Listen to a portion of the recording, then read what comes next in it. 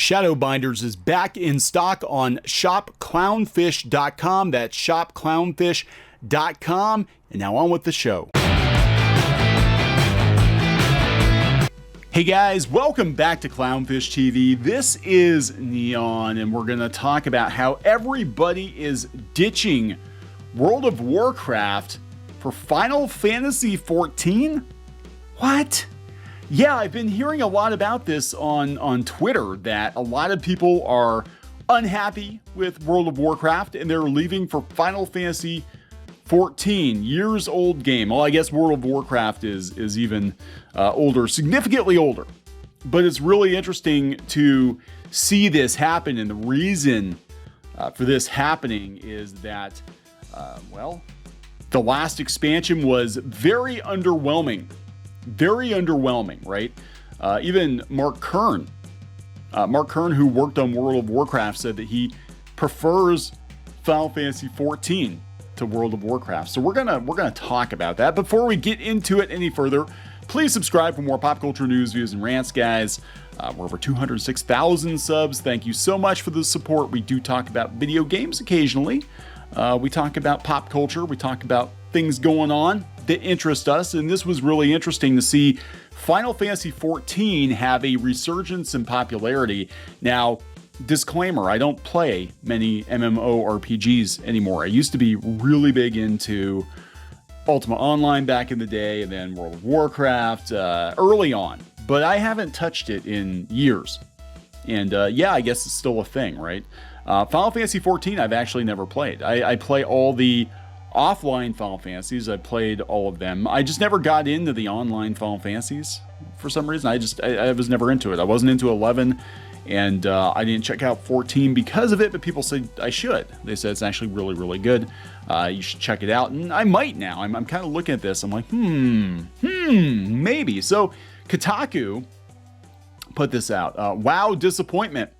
Plus Twitch starts mass exodus into Final Fantasy XIV.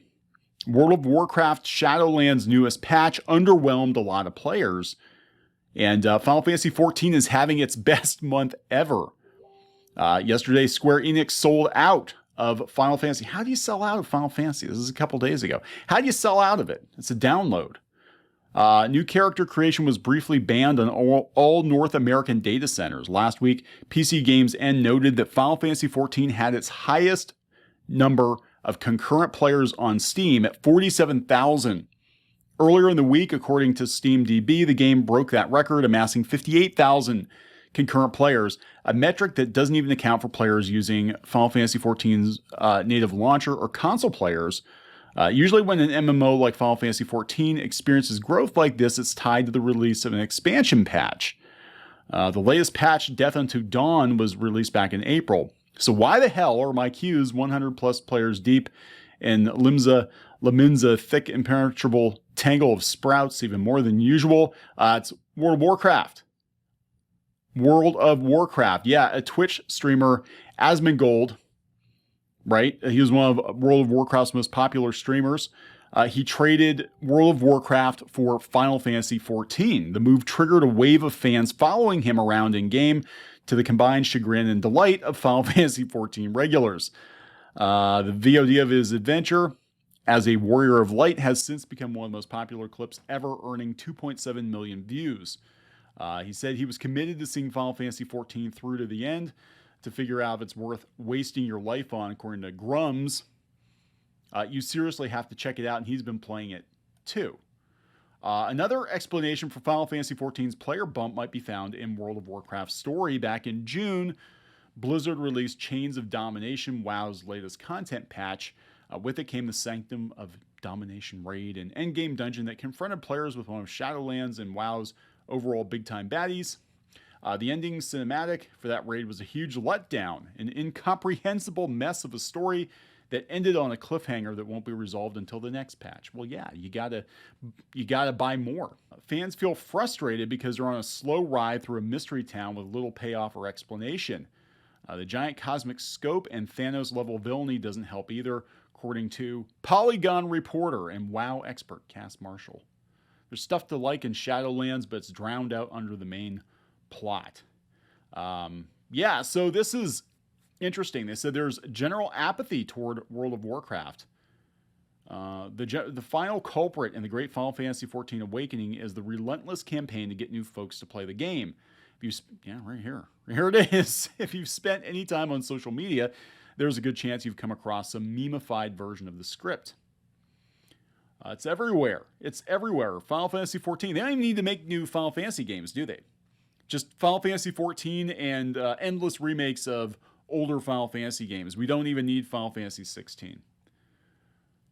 So, yeah, this is really interesting. You go out to Bounding in the Comics, and they talk about Mark Kern responding to the rumors of Blizzard turmoil. We know that a lot of developers, we know that a lot of the old guard at Blizzard have left.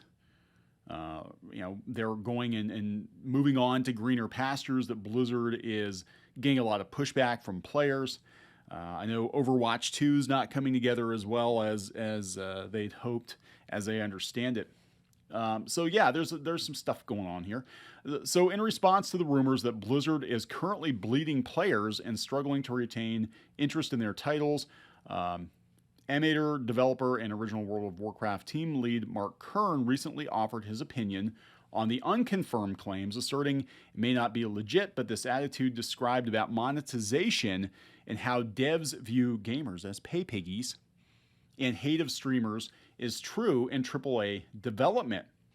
The rumors surrounding the once esteemed video game developer first appeared online on July 11th, when an anonymous 4chan user claiming to be a Blizzard employee took to the site's V-board to vent on the current state of the company.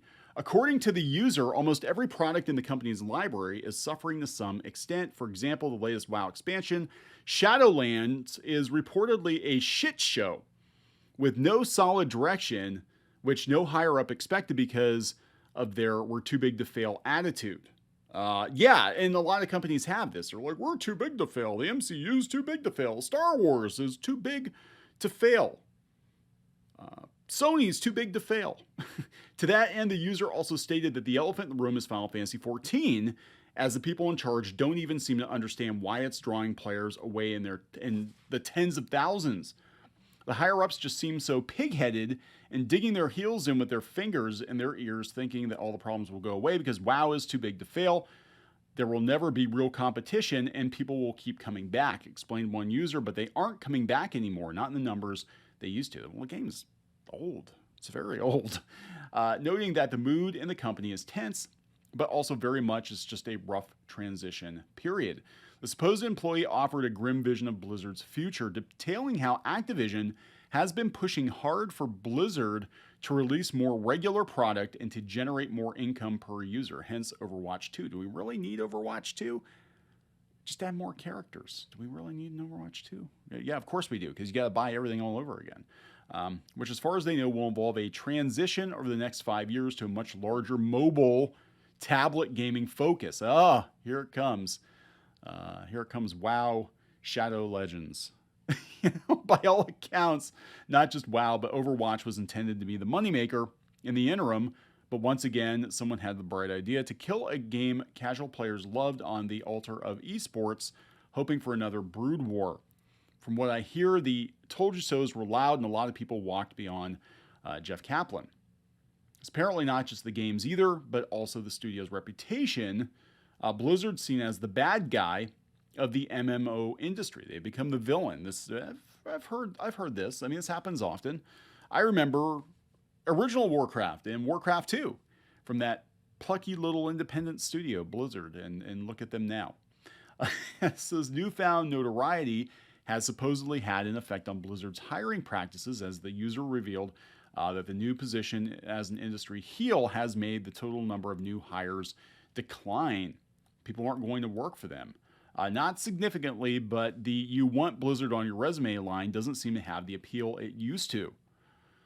Another issue touched upon by the user was how employees are not being told to disengage from Twitter, with an apparent email reminder being sent out more than once lately stating if you're not a customer relations person, you should not be representing the company to customers, especially if you cannot remain professional. Furthermore, the user also claimed that some at Blizzard view the connection between the devs and its player base as some kind of antagonistic relationship where the goal is not being an entertainer putting on a show for a crowd, but some kind of game hunter trying to trap a large, profitable kill.